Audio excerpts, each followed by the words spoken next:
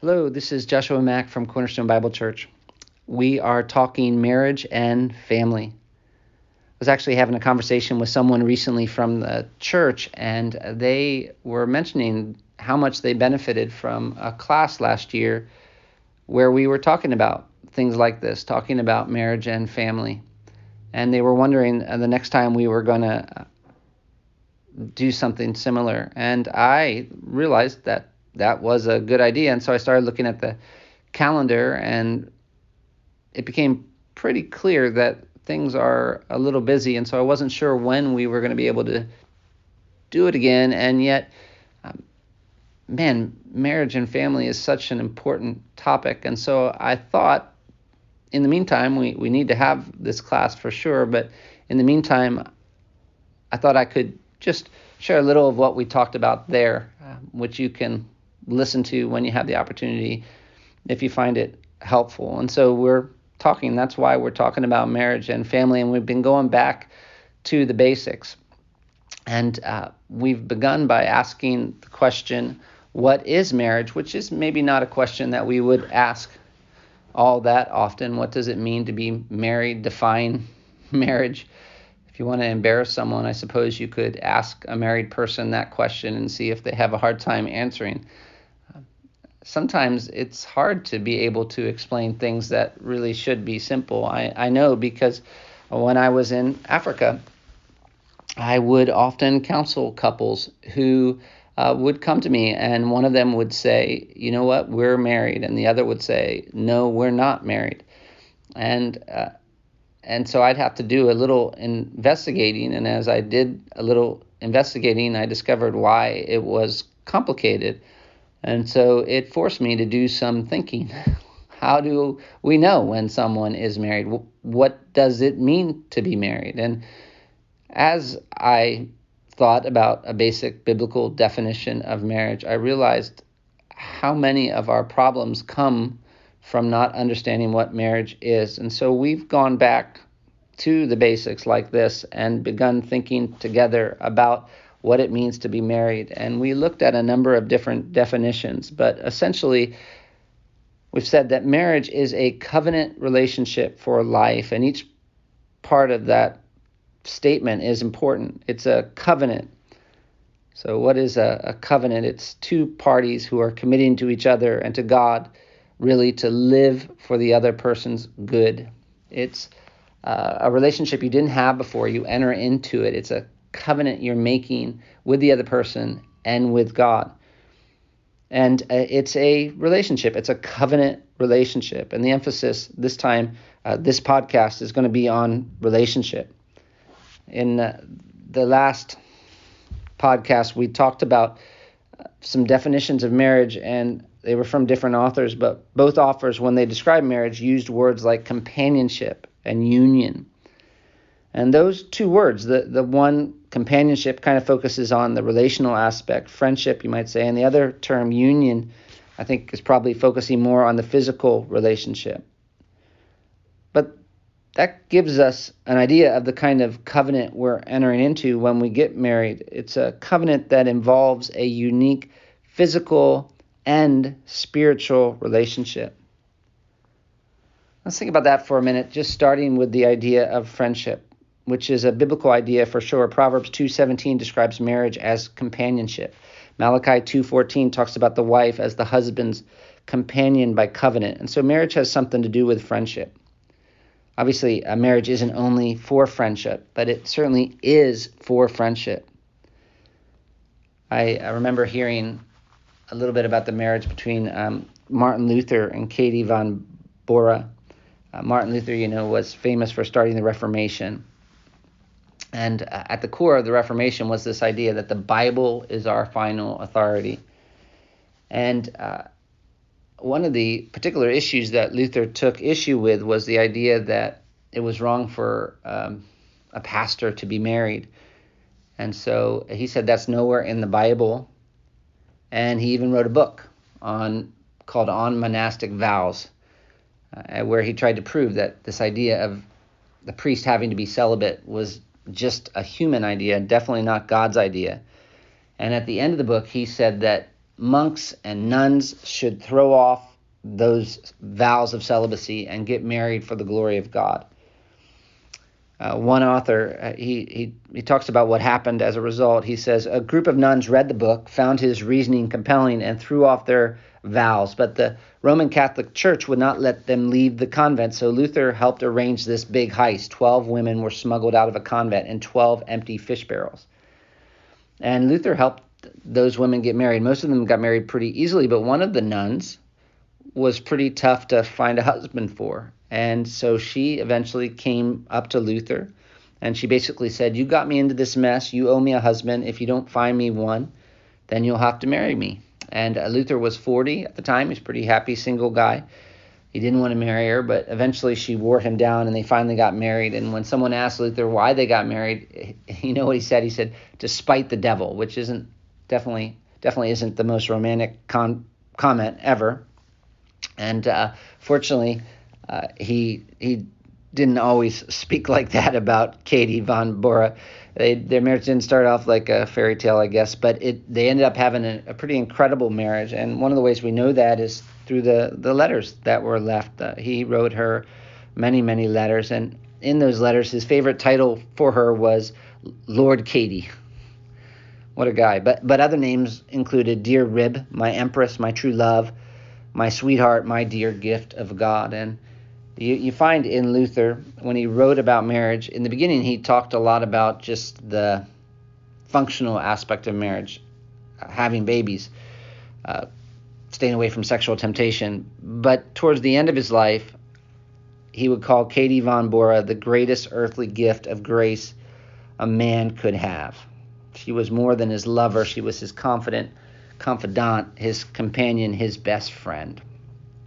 And that's a good example, I think, not necessarily the beginning of Luther's relationship with Katie, but the end. Your spouse should be your closest friend. This is one of the most important elements of marriage, and as one author explains, it's also one of the most forgotten elements of marriage. I mean, many people obviously know their spouse is supposed to be their friend, but they really see attraction and passion and romance as the core of marriage. If anything, they see marriage as primarily romance spiced with a little friendship, but really marriage is friendship spiced with a little romance. I think it was Tim Keller that wrote that. And what he was trying to say is that if a marriage is going to be endearing and enduring, friendship has to be at the core. There was a sociologist who put it like this. He says, the determining factor in whether wives feel satisfied with the romance and passion in their marriage is by 70% the quality of the couple's friendship. For men, the determining factor in all those things is by 70% the quality of the couple's friendship. And he says, so men and women come from the same planet after all. Which I guess he's trying to be funny there, talking about men are from Mars and women are from Venus, which is neither here nor there. Coming back to the Bible, of course, which is our final authority, we see that everything about the way God describes marriage in Genesis 2, this foundational explanation of marriage, leads us to believe that this aspect is not just important because sociologists say so, but is important because God himself says so. For one thing, he explicitly says it's not good for man to be alone. And one reason it wasn't good for man to be alone, of course, had to do with his mission.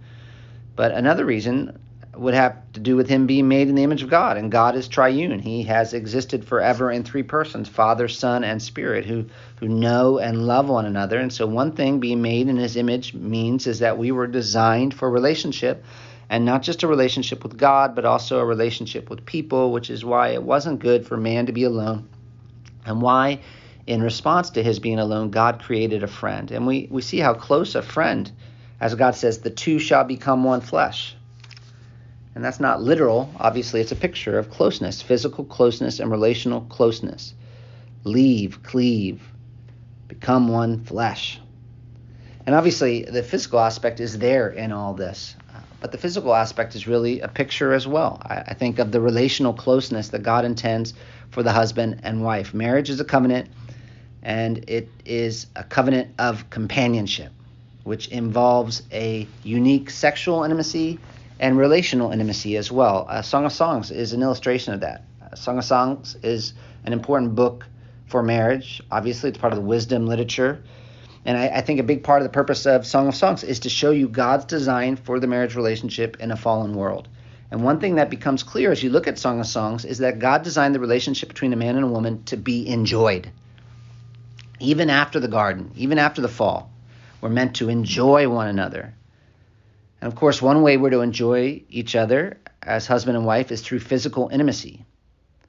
Marriage is not just for relational intimacy. It's not just a really great roommate. It's for sexual intimacy.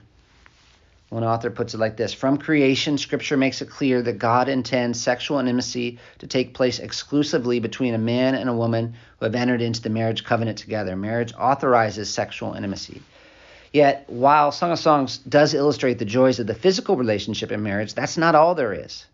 Clearly, as you look at the book of Song of Songs, another way God wants man and woman to enjoy the husband-wife relationship is through a loving, intimate friendship. God's definition of marriage involves sex, and it involves friendship. There's delight not just in sex in Song of Songs, there's delight in one another. This book is about more than just the physical. That's why there are so many words in Song of Songs.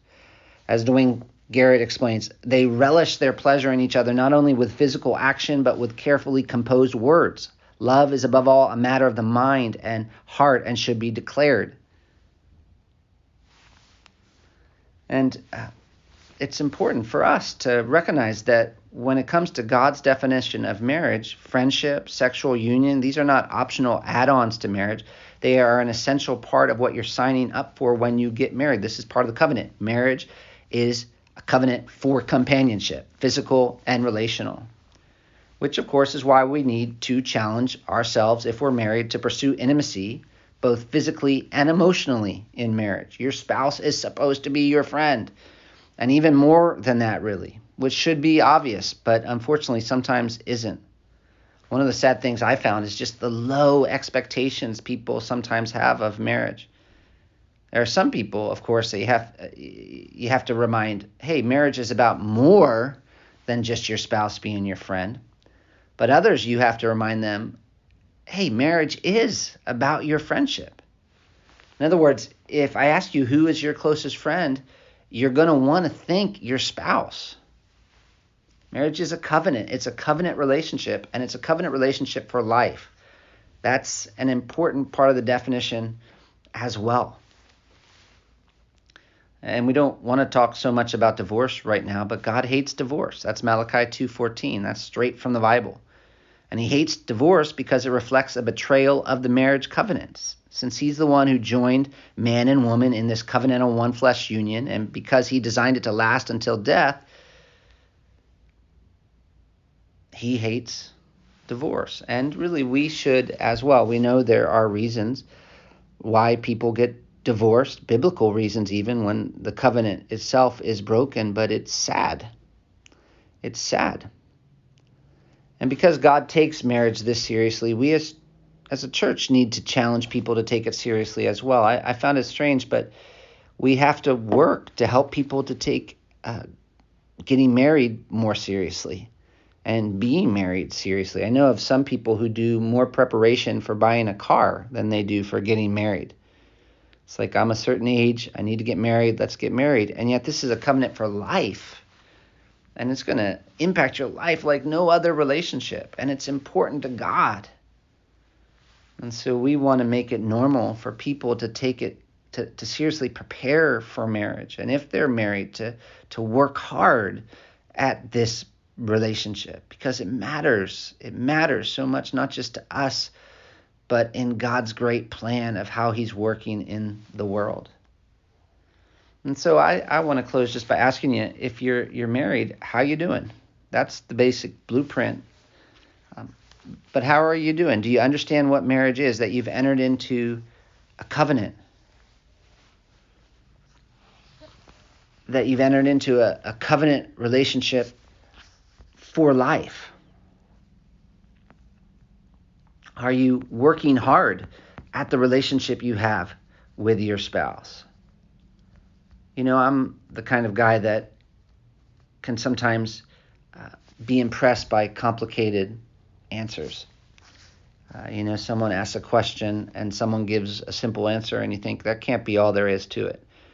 And sometimes it isn't. Sometimes the problem is much more complicated, but sometimes the problem is really pretty simple. Or at least we should say that the complicated stuff can't be dealt with until the simple stuff is fixed. And so in our marriages, there are going to be complicated issues, of course, but at the same time, many of those complicated issues come down to the fact that we are confused about things that are relatively simple, like what is marriage? Marriage is a covenant. Marriage is for companionship, which involves unique sexual intimacy and relational intimacy, and marriage is for life. Are you committed to taking your marriage as seriously as God does by remaining committed to this covenant, whether you feel like it or not, by working at the friendship, and by committing to your spouse for the rest of your life?